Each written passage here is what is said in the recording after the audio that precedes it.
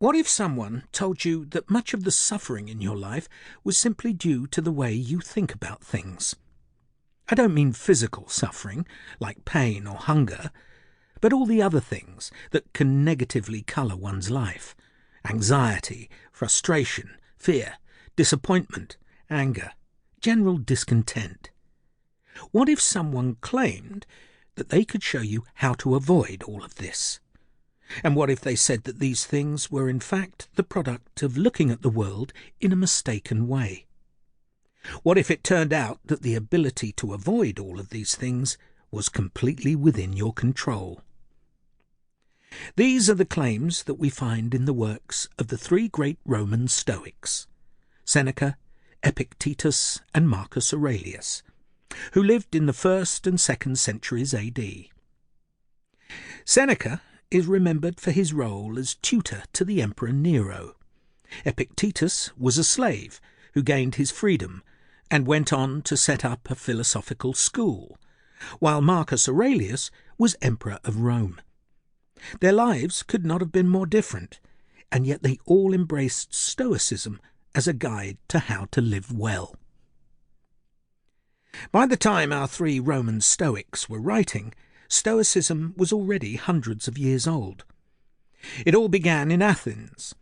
The founder of the school was called Zeno, originally from Cyprus.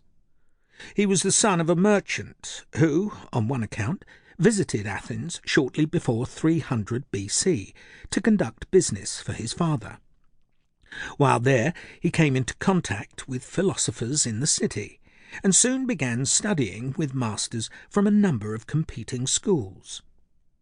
Rather than committing himself to any one of these philosophies, he decided to become a teacher in his own right, and started to lecture at the painted Stoa, a covered colonnade in the centre of Athens.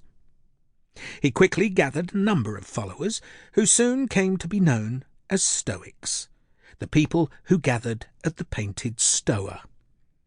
The Stoa school developed under Zeno's successors, Cleanthes and Chrysippus, both of whom came to Athens from Asia Minor. Subsequent Stoics came from ever further east, such as Diogenes of Babylon.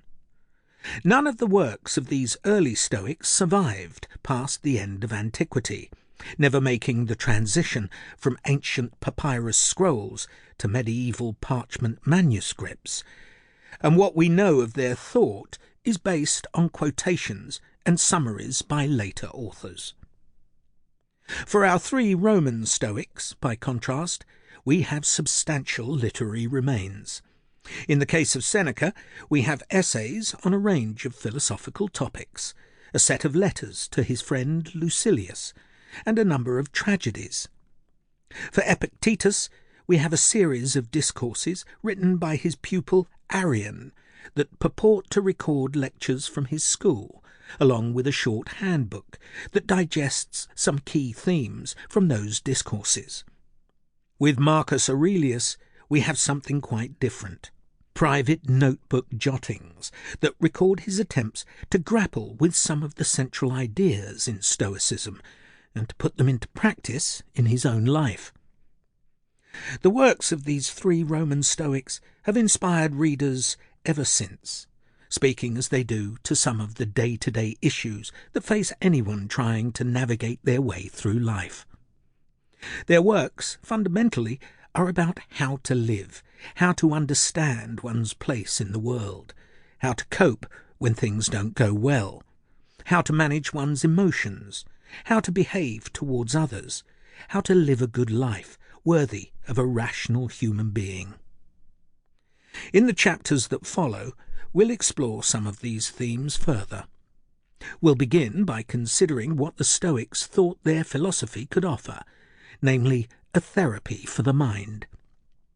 We'll explore what we can and cannot control, and how the way we think about things can generate sometimes harmful emotions.